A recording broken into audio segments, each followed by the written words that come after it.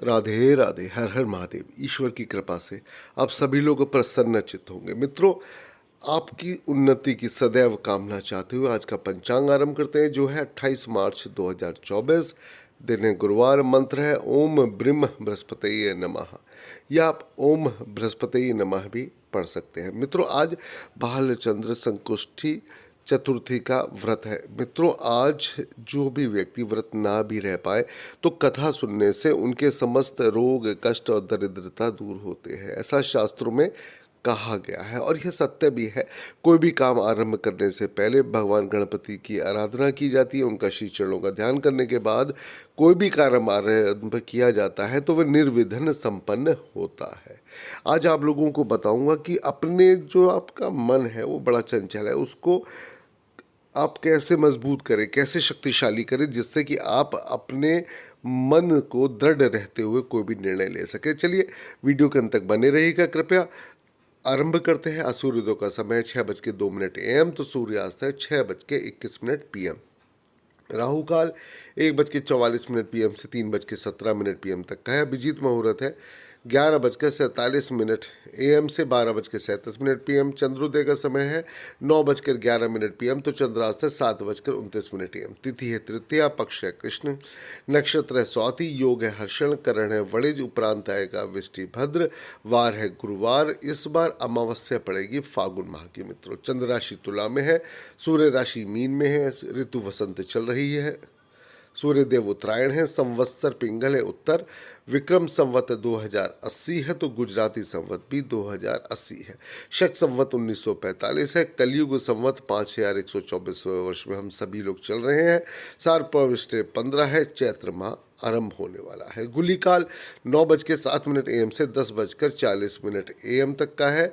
और प्रदोष काल, जो लोग सायकाल प्रदोष काल में व्रत करते हैं या पूजा करते हैं, वह 6:21 से 8:46 PM तक का है। मित्रों, आज आपको ये बात बताना चाहता हूँ कि जैसे प्रदोष काल के समय बहुत सारे लोगों को लगता है कि प्रदोष काल में कौन सा होता है, क्या करना है, क्या नहीं करना है। तो प्रदोष काल के समय आपको यह कार्य, जो पूजाएं आप करते हैं, इस शुभ मुहूर्त में आप अवश्य किया करें। इससे आपको लाभ प्राप्त होगा। दिशा शूल दक्षिण दिशा में है। आज अग्निवास पृथ्वी पर है, अर्थात आज हवन करने अथवा करवाने का बेहद शुभ दिन है। चंद्रवास पश्चिम दिशा में है, तो राहुवास दक्षिण दिशा में है। आज दिन की चौघड़िया के शुभ मुहूर्त है 6:03 AM से 7:35 AM, 10:40 AM से 12:12 PM चर्म मुहूर्त है। लाभ मुहूर्त है 12:12 PM से 1:44 PM। अमृत काल है 1:44 PM से 3:17 PM, तो 4:49 PM से 6:21 PM तक का शुभ मुहूर्त है। रात्रि की चौघड़िया के शुभ मुहूर्त है 6:21 PM से 7:49 PM, 7:49 PM से 9:16 PM। चर मुहूर्त लाभ मुहूर्त है 12:11 AM से 1:39 AM, और शुभ मुहूर्त है 3:06 AM से 4:34 AM। अमृत काल है 4:34 AM से 6:01 AM। मित्रों, आज यह वह शुभ मुहूर्त है। अन्य शुभ मुहूर्त में आप कोई भी कार्य संपादित कर सकते हैं, अर्थात आप कोई भी कार्य कर सकते हैं। आज गुरुवार का दिन है। जिन लड़के अथवा लड़कियों का विवाह नहीं हो पा रहा है, आज उनको क्या करना चाहिए? एक आटे की लोई लीजिए, आटे की लोई में एक मुट्ठी चने की दाल उसमें रखिए, थोड़ा सा गुड़ रखिए और चुटकी भर हल्दी रख कर आप गाय को खिला दीजिए। ऐसा कम से कम आप 21 गुरुवार करने चाहिए। साथ में बुधवार के दिन अगर संभव हो, नहीं तो गुरुवार को भी आप हरा धनिया खिलाएं। बुधवार को आप हरा धनिया खिलाने से आपको ज़्यादा लाभ प्राप्त होता है।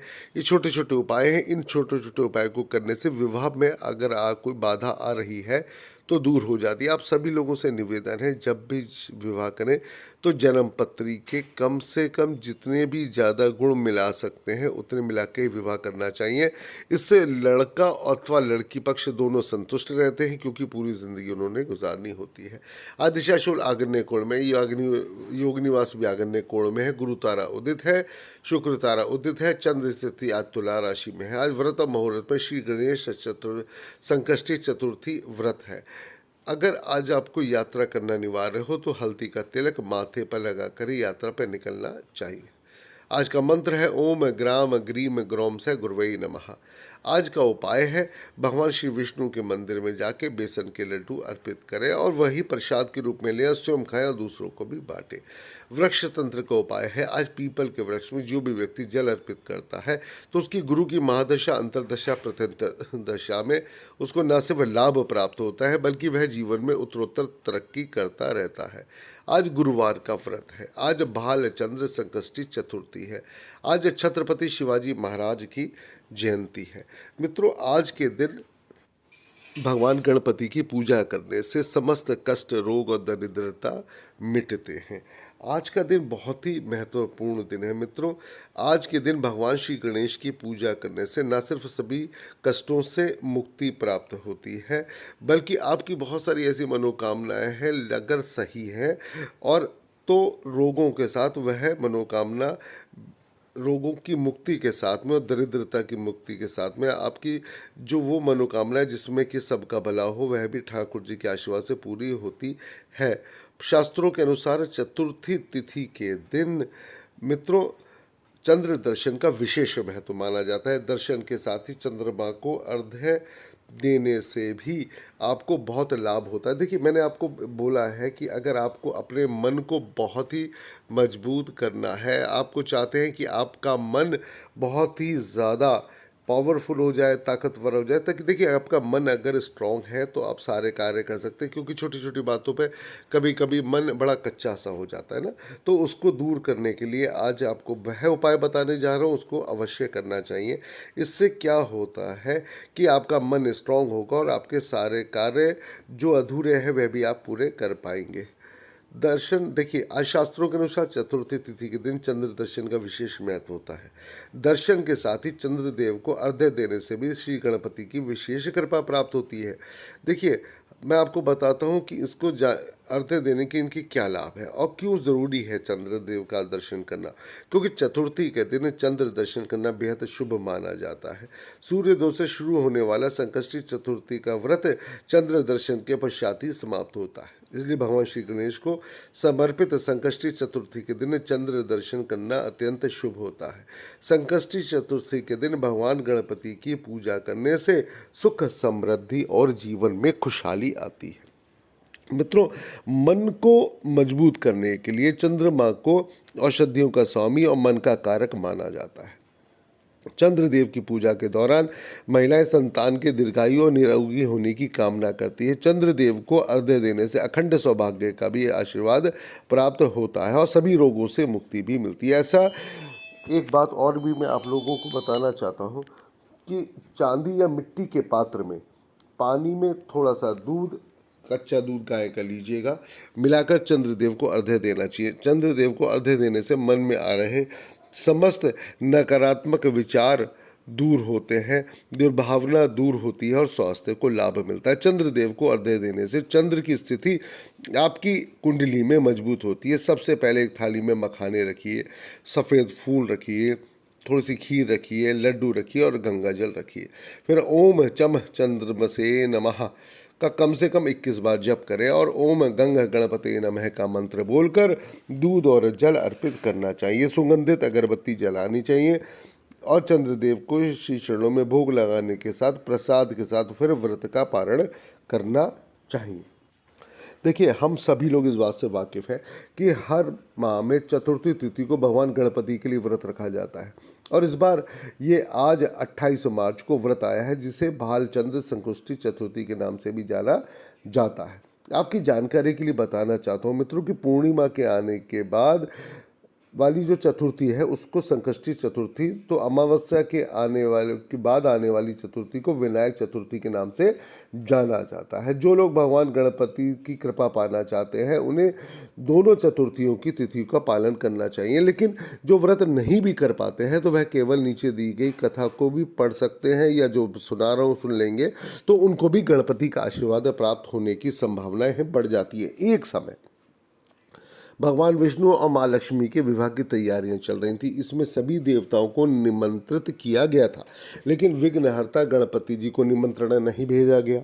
सभी देवता अपनी पत्नियों के साथ विवाह में आए, लेकिन गणपति जी उपस्थित नहीं थे। ऐसा देखकर देवताओं ने भगवान श्री विष्णु से इसका कारण पूछा। उन्होंने कहा कि भगवान शिव और पार्वती को तो आपने निमंत्रण भेजा है, गणपति जी अपने माता पिता के साथ आना चाहें तो अवश्य आ सकते हैं। हालांकि उनको सवा मन मूंग, सवा मन चावल और सवा मन घी और सवा मन लड्डू का भोजन दिन भर में चाहिए। यदि वे नहीं आए तो अच्छा ही है। दूसरे के घर जाकर इतना सारा खाना पीना अच्छा नहीं लगता। अब देखिए, प्रभुओं की लीला है, प्रभु ही जाने। इस दौरान किसी देवता ने कहा कि गणपति जी अगर आए तो उनको घर की देखरेख की जिम्मेदारी दी जा सकती है। उनसे कहा जा सकता है कि आप चूल्हे पर धीरे धीरे जाएंगे तो बारात आगे चली जाएगी और आप पीछे रह जाएंगे। ऐसे में आप घर की देख रेख करें। योजना के अनुसार भगवान विष्णु जी के निमंत्रण पर गणपति वहां उपस्थित हो गए। उनको घर के देख रेख की जिम्मेदारी दी गई। बारात घर से निकल गई और गणपति दरवाजे पर ही बैठे थे। यह देखकर नारद जी ने इसका कारण पूछा तो उन्होंने कहा, प्रभु भगवान विष्णु ने उनका बेहद अपमान किया है। तब नारद जी ने गणपति देव को एक सुझाव दिया। गणपति देव ने सुझाव के तहत अपने चूहों की सेना बारात के आगे भेज दी, जिसने पूरे रास्ते खोद डाले। इसके फलस्वरूप देवताओं के रथों के पहिए रास्तों में ही फंस गए। बारात आगे ही नहीं जा पा रही थी। किसी के समझ में नहीं आ रहा था कि आखिर क्या करें क्या नहीं करें। भाई, अब कैसे इस संकट से मुक्ति आ जाए। अब देखिए, संकट में गणपति ही याद आते हैं। तो किसी के समझ में जब कुछ नहीं आ रहा था कि क्या किया जाए, तब नारद जी ने गणपति जी को बुलाने का उपाय दिया कि भाई ऐसा करेंगे तभी वो ये देवताओं के विघ्न दूर हो जाएंगे, क्योंकि आपने भगवान गणपति की आराधना नहीं की। जब देवादिदेव महादेव ने आपको पहले ही बोला है कि आप इनको आराधना करें तो ये आराधना बहुत ज़रूरी है। तो भगवान शिव के आदेश पर नंदी गजानन को लेकर आए। देवताओं ने गणपति देव का पूजन किया। तब जाकर रथ के पहिए गड्ढों से निकल तो गए, लेकिन कई पहिए टूट गए थे। उस समय पास में ही एक लोहार कार्य कर रहा था, उसे बुलाया गया। उसने अपना काम शुरू करने से पहले गणपति जी का मन ही मन स्मरण किया और देखते ही देखते सभी रथों के पहियों को ठीक कर दिया। उसने देवताओं से कहा, लगता है आप सभी ने शुभ कार्य प्रारंभ करने से पहले विघ्नहर्ता गणपति जी की पूजा नहीं की है, तभी ऐसा संकट आया है। तो अब आप सब गणपति देव का ध्यान करिए, आगे जाएं, तब आपके सारे कार्य ही संपूर्ण होंगे। तब देवताओं ने गणपति देव की जय जयकार करी, उनकी विधिवत पूजा आराधना की और बारात अपने गंतव्य तक सुकुशल पहुंच गई। भगवान विष्णु और माँ लक्ष्मी का विवाह भी बहुत धूमधाम से संपन्न हुआ। तभी मित्रों कहा जाता है कि कोई भी कार्य करने से पहले भगवान गणपति की आराधना करें। अगर आप व्यवसाय करने जा रहे हैं, दुकान खोलने जा रहे हैं, तो ओम गंग गणपतये नमः का जाप करें, या गंग गंग गंग गंग गंग गंग का जाप करते रहें। और आप देखें आपके सारे कार्य कैसे बनते हैं। और उसको करने के पश्चात राधे राधे जरूर बोले। हर हर महादेव मित्रों, राधे राधे, हर हर महादेव, हर हर।